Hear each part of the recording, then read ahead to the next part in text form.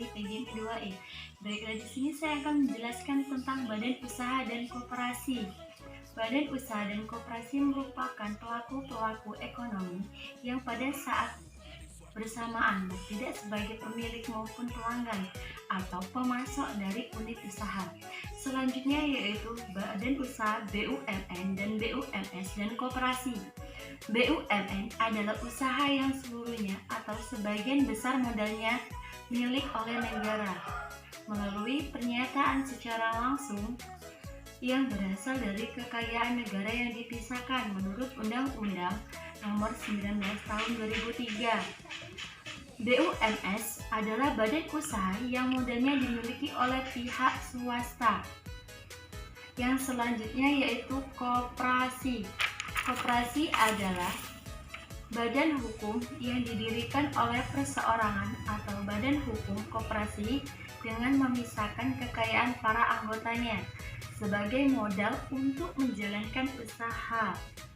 Selanjutnya yaitu peran BUMN, BUMS, dan koperasi dalam perekonomian. Yang pertama yaitu peran BUMN dalam perekonomian sebagai pelaku utama dalam perekonomian nasional. Kedua, peran BUMS dalam perekonomian yaitu sebagai mitra usaha nasional, sebagai kesempatan kerja, membuka sebagai penambahan kas negara dan pemacu pendapatan nasional.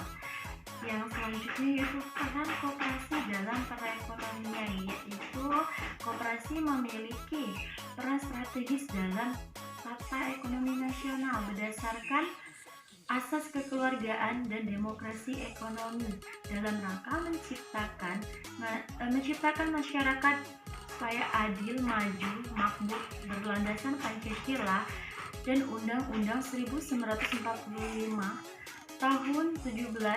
Nomor 17 Tahun 2012. Yang selanjutnya yaitu fungsi badan usaha. Ada beberapa fungsi dalam badan usaha, yaitu fungsi komersial atau memperoleh keuntungan, fungsi operasional, fungsi sosial, fungsi badan usaha. Yang pertama yaitu fungsi komersial, memperoleh keuntungan. Di mana fungsi komersial itu terdapat beberapa fungsi dalam memperoleh keuntungan, fungsi manajemen dan fungsi operasional.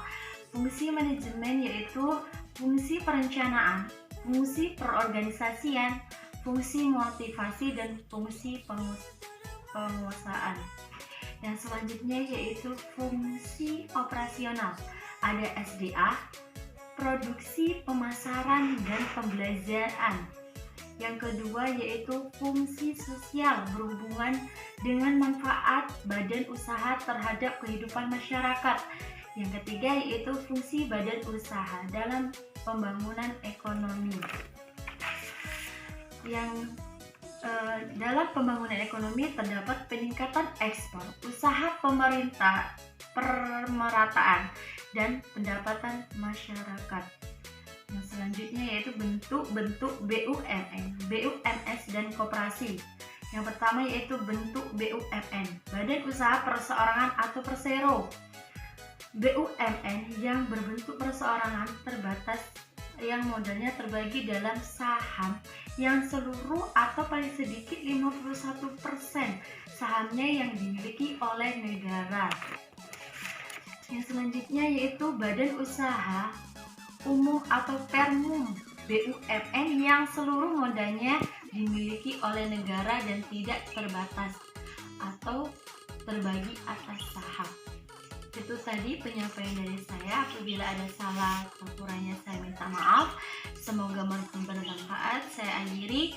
Wabillahi taufiq wal hidayah. Wassalamualaikum warahmatullahi wabarakatuh.